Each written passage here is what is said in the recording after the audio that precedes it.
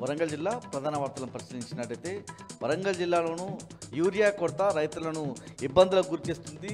వర్ధనపేట, రాయపర్తి, పర్వతగిరి ఇతర సొసైటీలకు సంబంధించి రైతులు ఉదయమే వచ్చి యూరియా కోసం బారులు తీరి కనిపిస్తూ ఉన్నారు.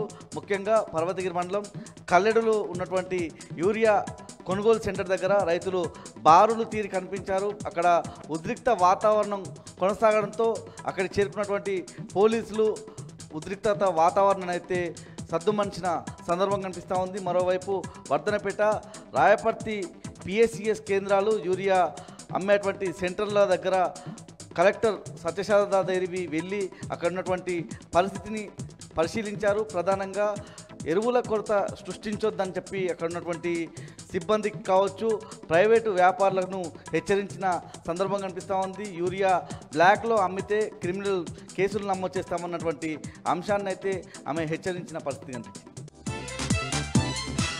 ములుగు జిల్లా నుంచి ప్రధాన వార్త పరిశీలించినట్టయితే ములుగు జిల్లాలో భారీ వర్షాలు నమోదవుతున్నాయి. ఈ క్రమంలోనే అక్కడ ఉన్నటువంటి వాగులు, వంకలన్నీ కూడా ఉప్పొంగి ప్రవహిస్తున్నాయి. ముఖ్యంగా ఏటూరు నాగరం ఏజెన్సీకి సంబంధించి అనేక ఎకరాలకు సంబంధించి ప్రధానంగా 100 ఎకరాల్లో ఇసుక మేటలు వేయడంతో రైతాంగం పూర్తిగా పంట నష్టపోయిన పరిస్థితి కనిపిస్తూ ఉంది.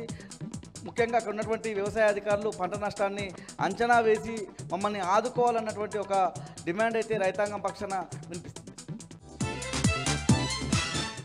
జయశంకర్ భూపాలపల్లి జిల్లా ప్రధాన వార్తలను పరిశీలించినట్టయితే గోరికొత్తపల్లి మండలం సుంతాల్పూర్ గ్రామస్తులు తమ గ్రామానికి రోడ్డు సరిగా లేదని బురద రోడ్డు మీద వరి నాట్లు వేసి నిరసన వ్యక్తం చేశారు. ప్రధానంగా సుల్తాన్పూర్ నుంచి వెంకటేశ్వరపల్లి వెళ్లే రహదారి పూర్తిగా బురదమయంగా మారింది. ఎన్నిసార్లు అధికారులకు విన్నవించినా పట్టించుకోవడం లేదని ఆ గ్రామస్తులైతే వరి నాట్లు వేసి నిరసన తెలిపారు.